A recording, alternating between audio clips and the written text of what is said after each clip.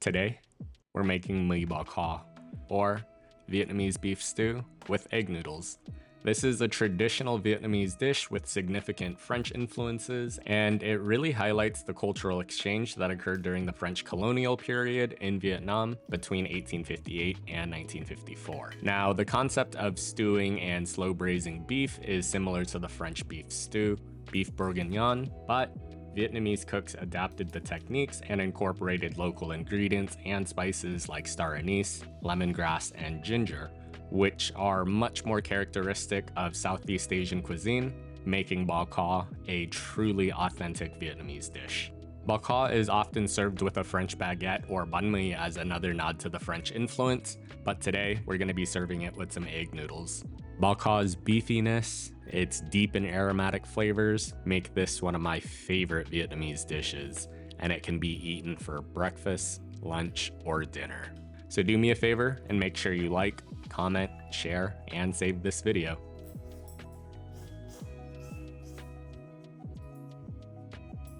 Alright y'all, remember to wash your hands.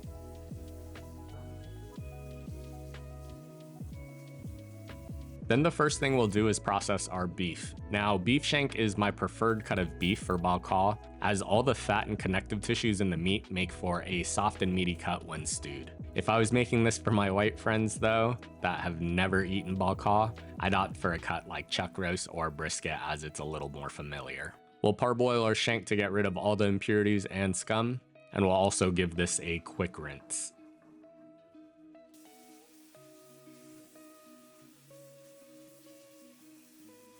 Then I'm gonna cut my beef shank into about 1.5 to 2 inch pieces. I don't want to cut them too small as it will shrink a bit as it stews.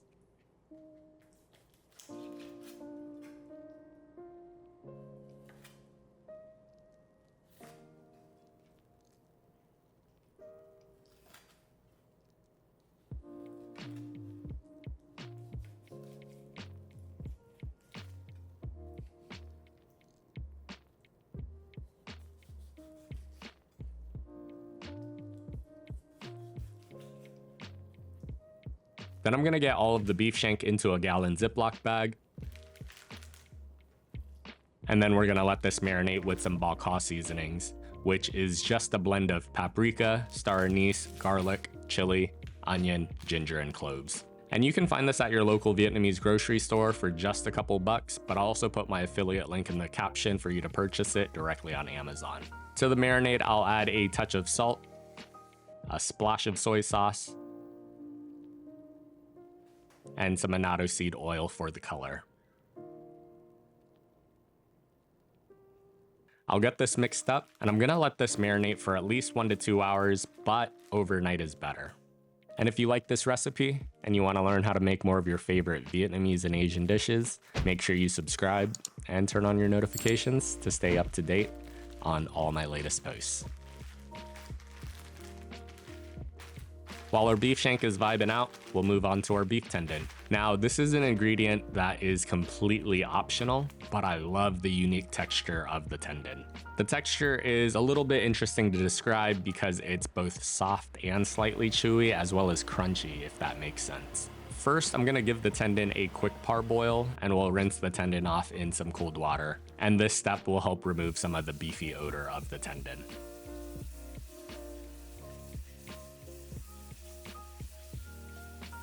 Now, tendon does take a bit of time to cook through, so I'm going to cook the tendon in some boiling salted water for about an hour before it's added to the beef later. While the tendon is cooking, let's move on and get all of our prep work done.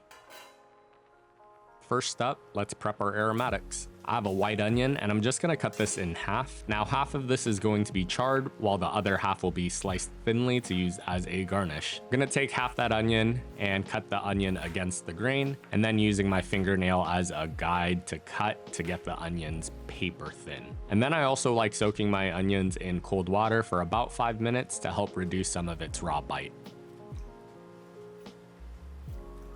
Next up, we have our ginger, and I just have about a 2-inch nub, and I'll just cut this in half, and don't worry about peeling it either. Now I'm gonna get both the onion and ginger into a dry pan on medium-high heat to char, but if you have an open flame on your range, charring it that way is even better. Now to the pan, I'm also going to add a couple of dry star anise, and a cinnamon stick to toast off as well. Once that's done, we'll move that to the side, and then I have 3 stalks of lemongrass. I'm going to cut off the tops and bottom and peel out the outer layer if it is extra old looking. And then using the back of my knife, I'm just going to bruise it to help it release more of its flavor later on. And then I'll just cut it in half.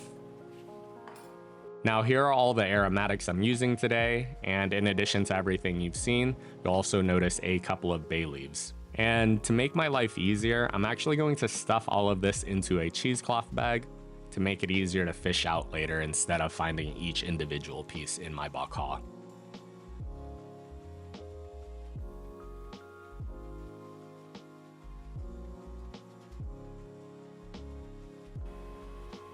Once all of the aromatics are in the bag, we'll move that to the side and get the rest of the prep work done.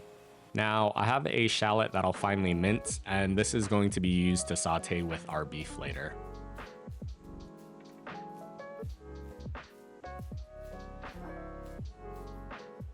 Then I have some extra large carrots, and I'll just peel and cut these into about 1-inch pieces. And I gotta make sure to pay the carrot tax too.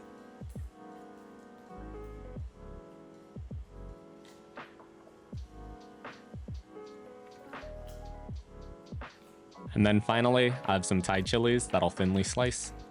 Once all of our herbs and veggies have been processed and our tendon has been cooking for about an hour, I'm going to drain it and give that a quick rinse in cold water to make it easier to handle.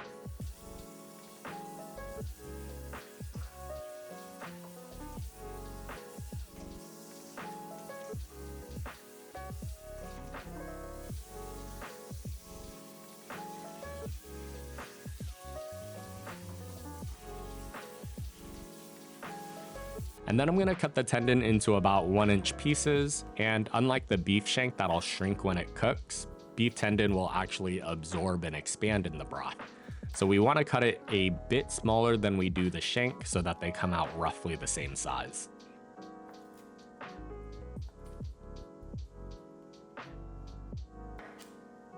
Now once we have all the prep work done, it's finally time to cook. Our beef shank has been marinating for quite a while now, so to a big pot, I'm going to add in a couple tablespoons of annatto seed oil, and I'll drop in our minced shallots. We'll saute this for just a couple minutes or until fragrant. We'll add in a tablespoon of minced garlic. And then I'll add in a couple tablespoons of tomato paste and cook out the raw flavor.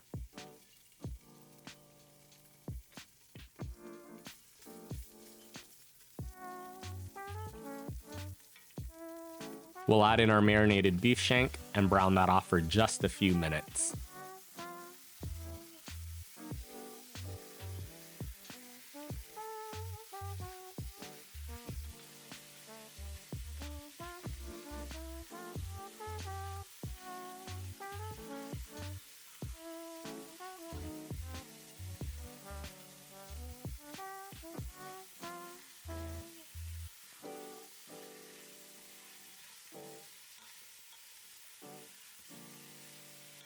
Go ahead and add in your sliced beef tendon.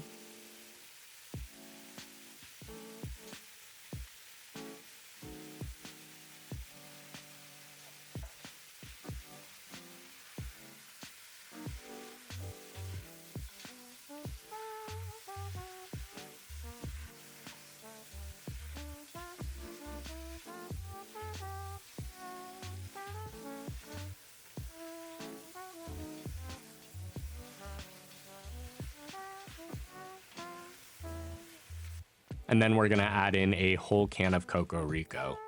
The Coco Rico will add in a really subtle coconut essence and will also help tenderize the beef.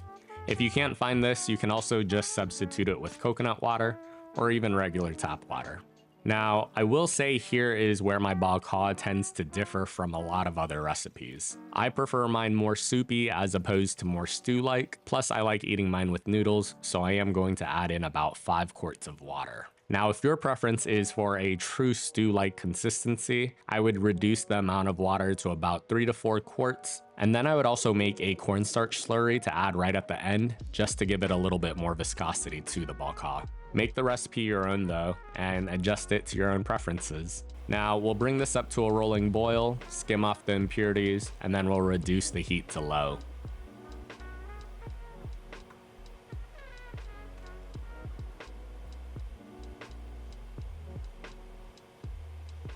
I'll season this with 2 tablespoons of soy sauce, a 1-inch nub of rock sugar, 2 tablespoons of MSG,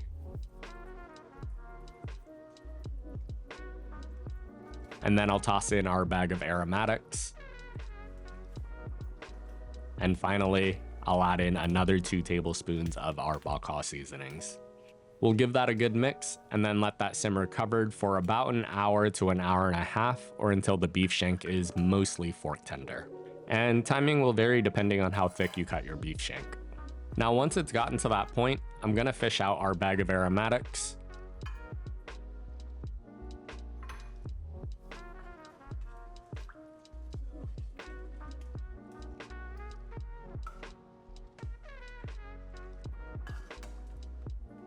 And then we'll add in our carrots.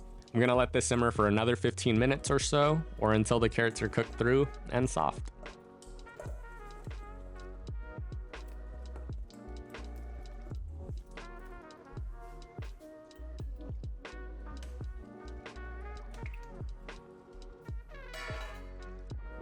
Then right at the end, I'm gonna season this with about 3 tablespoons of fish sauce. Give your Bo Kho a taste test and adjust the seasonings to your preferences.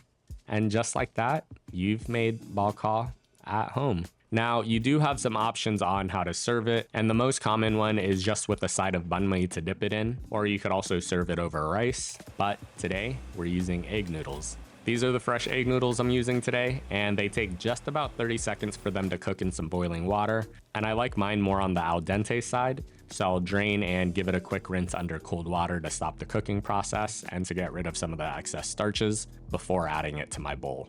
We'll ladle in some of our Bo Kho, making sure there's a little bit of everything, including the beef shank, tendon, and carrots.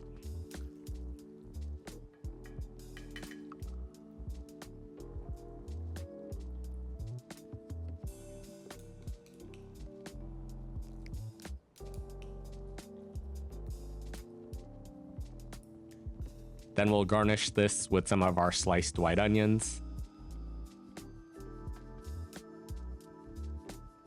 We'll add a sprig of Thai basil, some Thai chilies to burn your booty hole, and that's our Bo Kho. As always, the principal recipe is on my blog at feedthepudge.com. And if you've made it this far, let me know in the comments what your favorite stew is.